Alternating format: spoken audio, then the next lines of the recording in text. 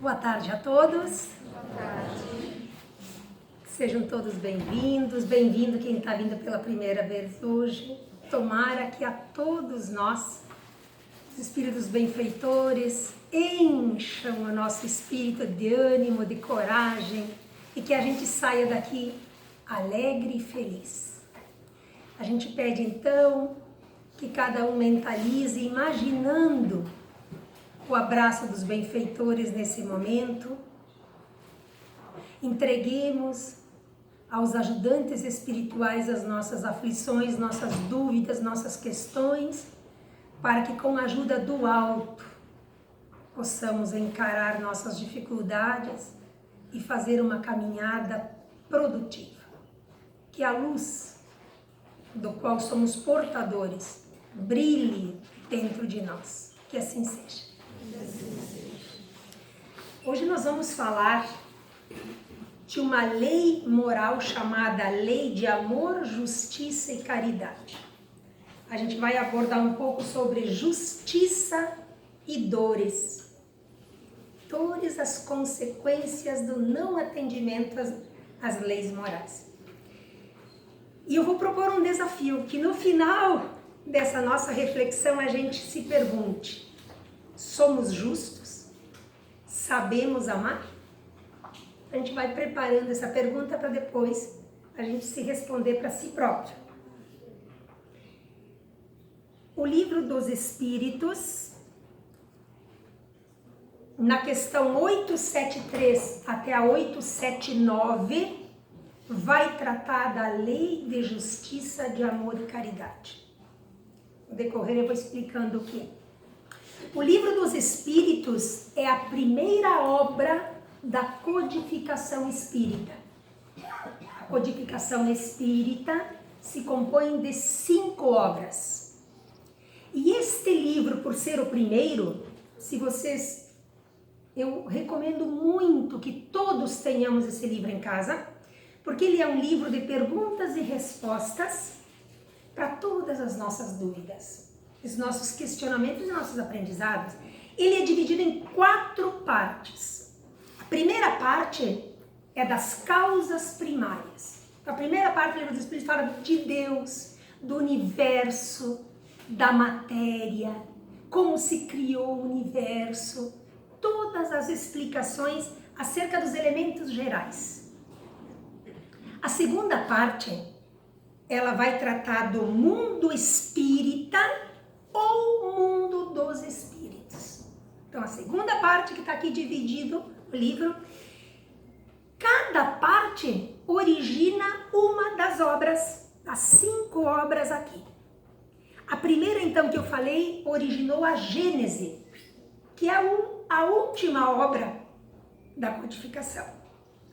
A segunda parte vai gerar o livro dos Médiuns. Então, o primeiro livro da codificação vai desenvolver todos os outros livros. O Livro dos Médiuns, nela Kardec fala do espírito como objeto do estudo da doutrina espírita. A origem, a natureza dos espíritos, o perispírito, as diferentes ordens dos espíritos, do mundo onde habitam os encarnados e os desencarnados. Livro dos Médiuns. A terceira parte que nós vamos falar hoje, das leis morais. O que são as leis morais? Vai se originar o Evangelho segundo o Espiritismo. Kardec analisa as questões relacionadas com a lei divina. Leis que governam os deveres do homem para com Deus. Terceira obra. Nessa parte que nós vamos falar hoje tem as leis morais. São as leis de adoração, lei do trabalho, lei de reprodução, lei de conservação e lei de destruição, lei de sociedade, lei do progresso, lei de igualdade, lei de liberdade e, por último, aquela que representa o resumo de todas, que é o que nós vamos falar hoje. lei de justiça diante de Deus, do amor diante de si, diante de Deus e diante dos que estão ao nosso lado, e da caridade, que a caridade é o amor em operação. Da quarta parte, então, do Livro dos Espíritos, tem das esperanças e das consolações. Então, são abordadas as consequências para o espírito do cumprimento ou não das leis morais. E daí vai se originar o livro O Céu e o Inferno.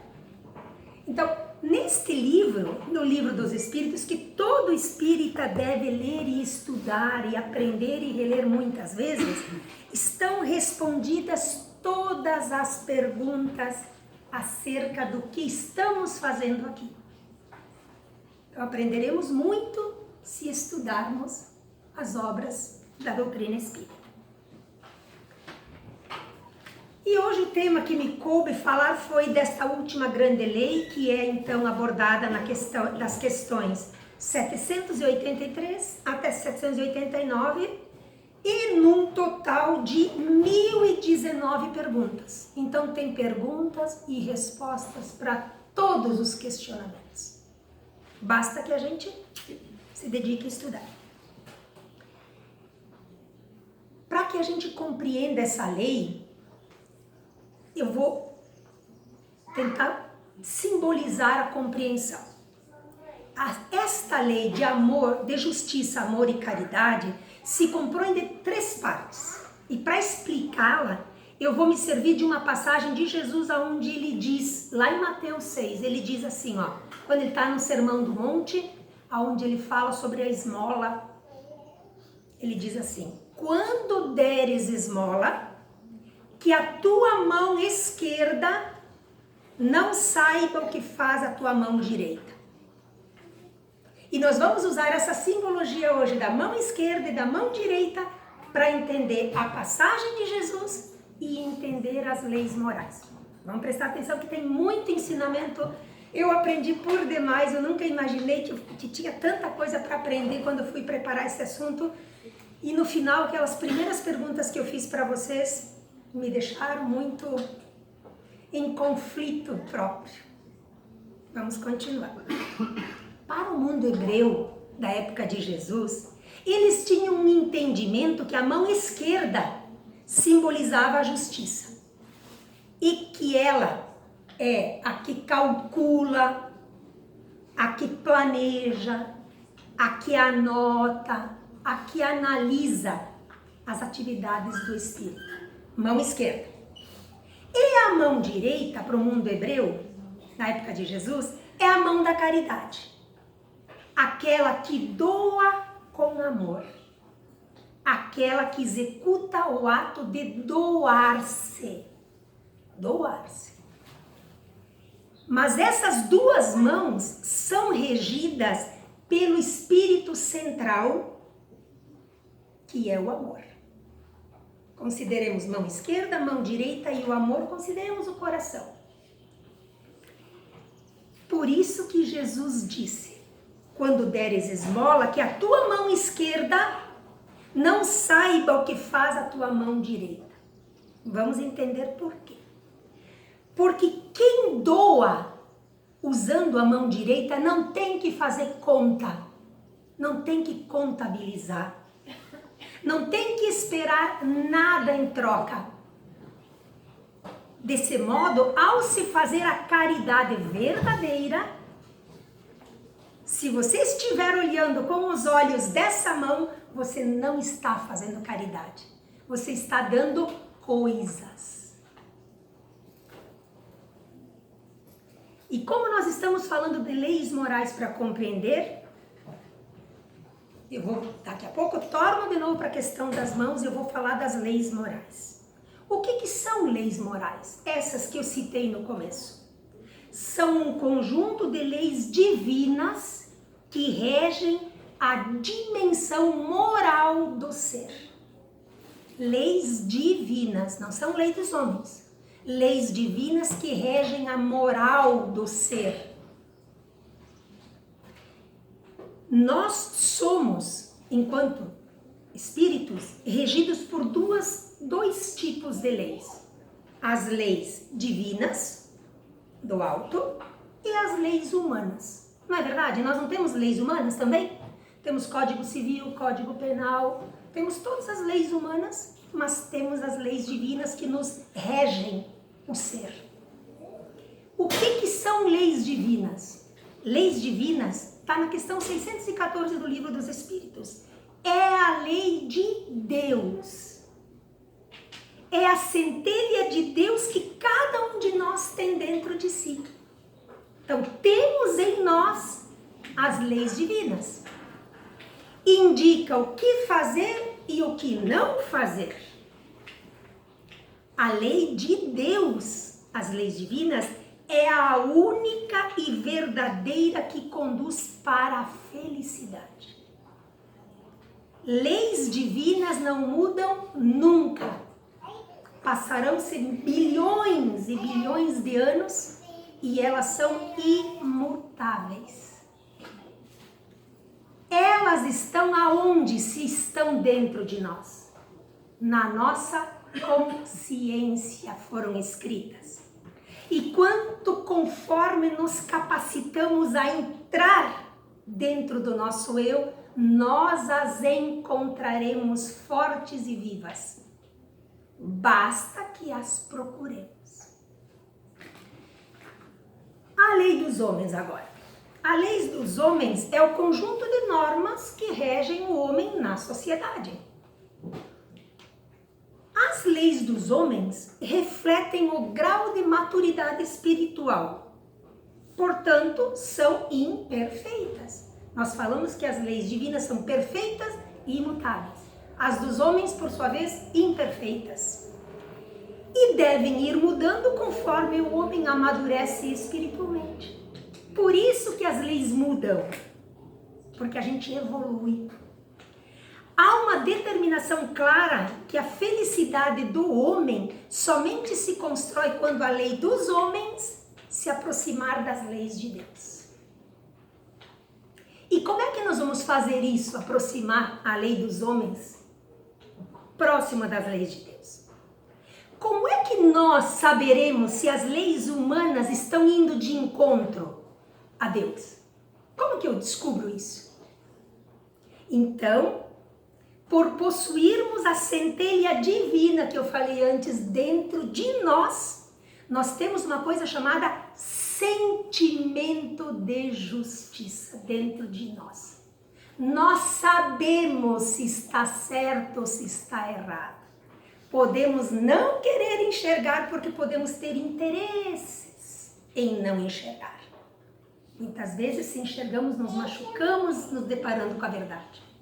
Mas nós sabemos dentro de nós que temos o sentimento. Sentir é dentro, está íntimo em nós.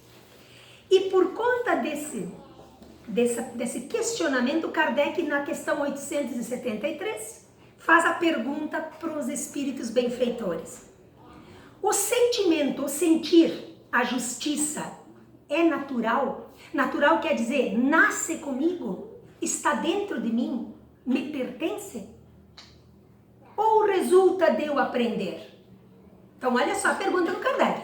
A justiça, o sentir a justiça, saber se é certo, se é errado, eu aprendo ou ela nasce em mim? Olhem a resposta dos espíritos. É de tal modo natural que vos revoltais ao pensamento de uma injustiça. Não é verdade? Quem que não se revolta hoje diante de uma injustiça, quando nos afronta uma injustiça? Nós sabemos quando é injustiça. Nós sentimos. Então ela nasce com nós. Não precisamos aprender. Aí ele diz o seguinte, a resposta. O progresso moral, o que é o progresso moral? É o desenvolvimento das virtudes, é a evolução espiritual. O progresso moral desenvolve, sem dúvida, esse sentimento, mas não o dá. Então, o sentimento não é aprendido, o sentimento é desenvolvido, certo? Vamos guardando todos esses ensinamentos. Deus pôs no coração do homem. Eis porque encontrais frequentemente entre homens simples e primitivos noções mais exatas de justiça do que as pessoas de muito saber. Não é verdade? Pessoas de muito saber muitas vezes são injustas, perversas. E pessoas simples, primitivas, têm senso de justiça. Por quê? Porque acessa o sentimento de justiça quem procura dentro de si. Quem ignora não acessa, apesar de estar dentro dessas pessoas. Sentimento está dentro de nós como uma semente. Se nós somos centelhas divinas, e como fomos criados à imagem do Criador, temos o germe dentro de nós, como um potencial divino. Por isso somos centelhas divinas. Lembram da passagem de Jesus em João 10:34 que ele perguntou: não disse o salmista, sois deuses? Jesus se surpreendeu com os seus discípulos assim, mas não disse o salmista, sois deuses? Qual é a dúvida? Jesus usa essa expressão que foi dita no Salmo 82. Jesus repetia sempre muitas passagens do Antigo Testamento. Então esse Salmo 82 diz, sois deuses. E numa das conversas de Jesus ele disse o salmista, sois deuses? Como esqueceis que sois filhos de Deus, a sua imagem? Nesse germe é que está o senso de justiça. Então o conhecimento, o amadurecimento moral fará mais rápido o uso do bom senso e do sentimento de justiça. Não dará por si, apenas o desenvolverá. Aí o Kardec disse, bom, então agora eu já entendi que a gente nasce com o sentimento de justiça. Vou fazer mais uma pergunta.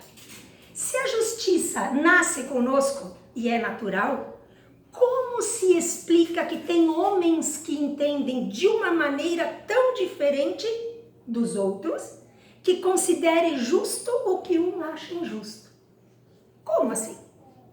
Entenderam a pergunta? Olha que bonita essa resposta. É que, em geral, a resposta dos espíritos se misturam as paixões ao julgamento. Então, nós botamos o tempero das paixões, alterando o sentimento. Como acontece com a maioria dos vossos sentimentos naturais e fazendo ver as coisas de um outro ponto de vista. Nessa pergunta, o Kardec diz, como então, se temos dentro de nós, por que o sentimento de justiça, por que nós temos leis injustas? E por que um pensa de um jeito e outro pensa de outro? Não devia ser igual para todos? Tem lógica? Pergunta dele. Então, basta lembrar um poucos séculos atrás, nós tínhamos as leis, ele fala das leis humanas. Nós tínhamos há pouquinho do século e um tantinho atrás, a lei da escravidão. Como que uma lei perversa como essa de escravidão poderia naquele tempo ser considerada justa? Por alguns. Não para aqueles que sofriam, mas para os que se serviam disso. Porque se mistura paixões no julgamento. O que são paixões? Interesses particulares. Puxam a brasa para o seu assado e acham que aquela lei é justa porque lhes favorece. Isso são as paixões. E é nesse ponto, então, quando uma lei favorece um e desfavorece outros, é que nascem os débitos coletivos e individuais. E aí é o nascedouro das dores. Então, quando nós usamos mal as leis, tanto divinas, que deveriam espelhar as leis dos homens, e puxo a brasa para o meu assado, me favorecendo e desfavorecendo os outros, eu estou produzindo as dores. E elas vão doer futuramente. Porque nós as lembraremos, nós as viveremos. são essas paixões então? As paixões são forças internas que nos movem. Um espírito começa inicialmente num patamar de instinto mais primitivo. Próximo degrauzinho de evolução são as paixões. Então, eu estou aprendendo um pouco, estou usando o livre-arbítrio ali, mas puxo a brasa para o meu assado. Depois, então, as paixões são interesses próprios. Com o tempo eu vou desenvolvendo as emoções, começa o coração a falar mais alto, nos tornamos mais humanos, e aí nós desenvolvemos o sentimento. Então o problema, diz Kardec, está no uso errado da direção que nós damos para o interesse próprio, que leva o homem a pensar somente em si. Interesses, personalismos, exclusivismos. As paixões desvairadas produzem sofrimentos aos espíritos, produzem dores, causam desequilíbrios, o ciúme, a inveja, o egoísmo, o falar mal, tudo isso gera aflições. É dotar as emoções e as nossas paixões em interesse próprio. Quando eu tenho ciúmes, eu penso em mim. Eu não amo, eu me amo. Tão somente. E eu causo dores. Essa é a pergunta que nós temos que nos fazer. Aonde estão as causas das minhas dores? Mas com certeza que que conforme o progresso das luzes, diz lá no livro dos Espíritos, que é o desenvolvimento moral, o desenvolvimento do uso da inteligência em benefício de todos, caminharemos para o que Kardec recebe como resposta à pergunta 875. O que é a justiça? A justiça consiste em cada um respeitar os direitos dos demais. Então, conforme nós vamos evoluindo, nos aperfeiçoaremos, daremos o verdadeiro significado do que é ser justo. E nós vamos agora chegar no que é ser justo. E aqui, então, agora começa o desafio daquela pergunta que eu fiz no começo. Desafio de ser espírita. Como é que eu posso caminhar mais rapidamente para ser um homem justo? Então, eu já entendi que o negócio é ser justo, eu aprendi a amar, aprender a doar sem contabilizar. Como é que eu caminho para isso? Vamos voltar novamente ao início da reflexão. Mão esquerda, justiça, mão direita, caridade. No meio, o coração, o verdadeiro amor. A essência do ser humano não está nem só aqui e nem só aqui. A justiça e a caridade são manifestações do amor. Como eu faço as leis, como eu respeito as leis, como eu julgo, depende do tamanho do amor que eu sou portadora e que eu desenvolvi, da qualidade da justiça que eu julgo. E o jeito como eu faço caridade tem a ver o modo como eu amo. Então, quem rege essas duas mãos é o verdadeiro amor. Esse amor não é o amor eros. Eros é aquele amor, dois namorados, marido e mulher, paixão de homem para mulher. Isso é o eros. Não é esse amor aí, não. Esse amor verdadeiro é o philos, que é o amor fraterno, amor amigo, aquele que não exige troca, aquele que se compadece com a dor do outro. Daí a palavra filantropia. Philos, o amor philos é uma designação grega. Filantropia vem de dar sem esperar em troca. É desse amor que Jesus nos conclamou: amai-vos uns aos outros. É esse amor, o philos, não é o amor eros que Jesus falava. Porque o amor eros é muito egoísta, possessivo.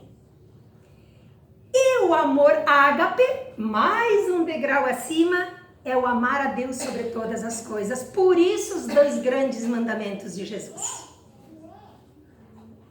O amar ao próximo e amar a Deus com uma qualidade superior.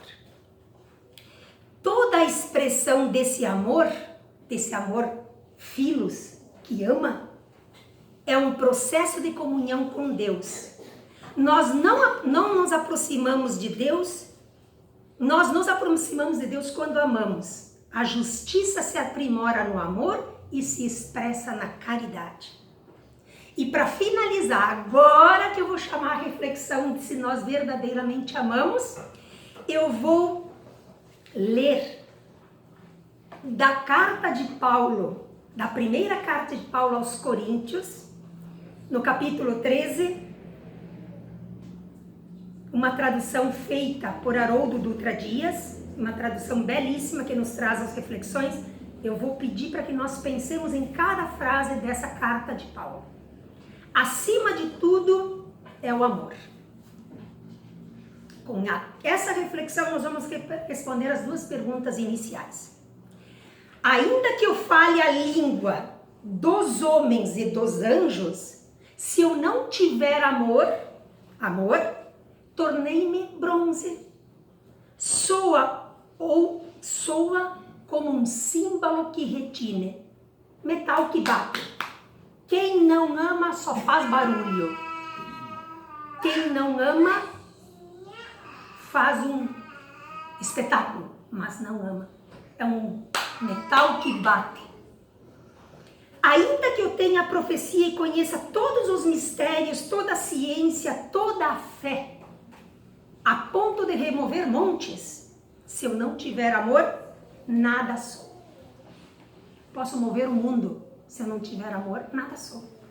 Ainda que eu reparta todos os meus bens, que a mão direita dê tudo que eu tenho, contabilizando aqui com a mão esquerda, que eu dê tudo que eu tenho hoje, vocês saírem daqui e derem tudo que vocês têm hoje, ainda que eu entregue meu corpo para que me glorie no martírio, se eu não tiver amor, nada disso me aproveita. Agora olhem a segunda parte dessas características do amor.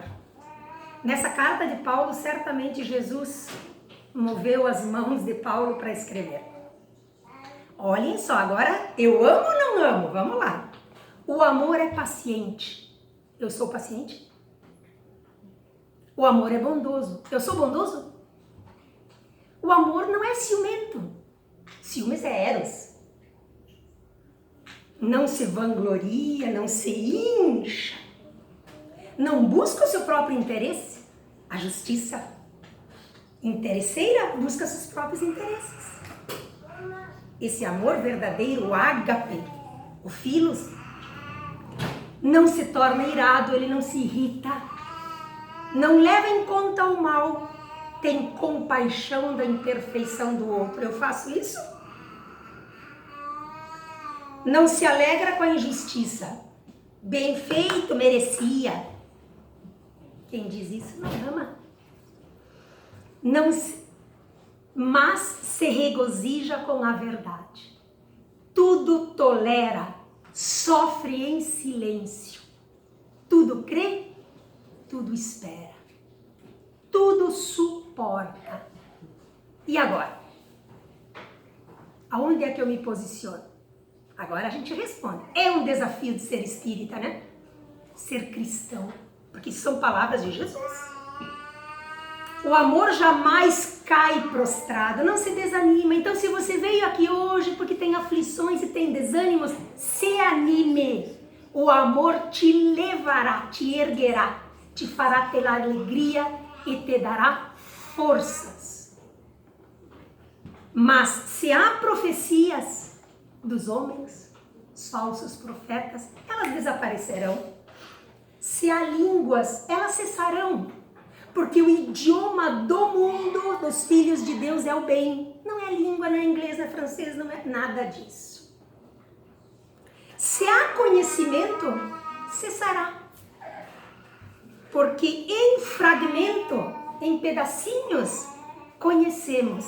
E em fragmento, profetizamos. Nós somos, aprendizes do pouco ainda. Quando, porém, vier o completo, olhem a fé, a certeza que virá o completo, não é o fragmento, o cheio, o completo, as coisas fragmentadas serão abolidas. Quando eu era criança, pensava como criança raciocinava.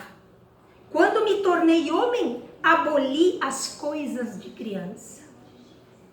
Porque agora vemos através do espelho, a gente dá o espelhinho para enxergar a realidade espiritual, porque os nossos olhos são físicos.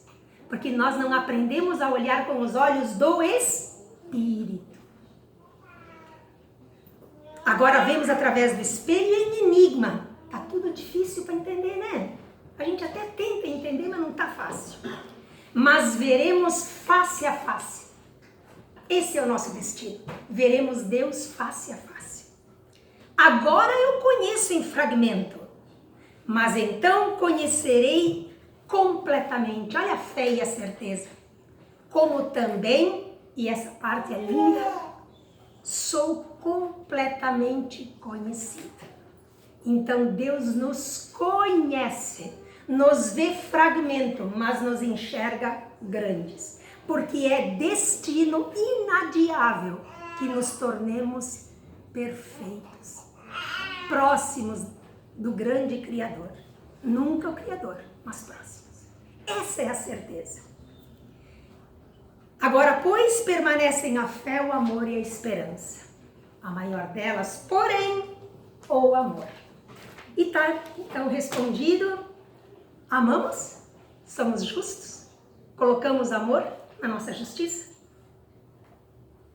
Tá difícil, né? Pra mim tá. Pra mim tá bem difícil. Mas tudo não sabemos e tudo ainda não aprendemos. Mas estamos a caminho. E essa certeza que Paulo nos deixou através das palavras do Cristo. Um dia conheceremos o todo. E nessa certeza eu fecho a nossa reflexão, dizendo que a mim mexeu muito, eu aprendi por demais e me sinto cada vez pequena e insignificante diante do tanto que ainda temos que evoluir. Mas me sinto animada e confiante porque sei que estou no caminho. Então que a luz e a paz vos acompanhem e que vocês tenham uma excelente semana. Agora eu peço então que os nossos médiuns da casa emanem as suas melhores energias, mas também cada um que está sentado aqui saiba que não veio aqui para levar pouco daqui. Levareis bastante daqui. O consolo, o ânimo, a coragem e a certeza que dentro de cada ser habita o amor ágape, aquele que nos coloca face a face com o Criador. Animemo-nos, força, coragem para a caminhada. O mundo que nos espera é melhor do que temos hoje. Tenham uma excelente semana, que a luz e a paz vos acompanhem, que assim seja.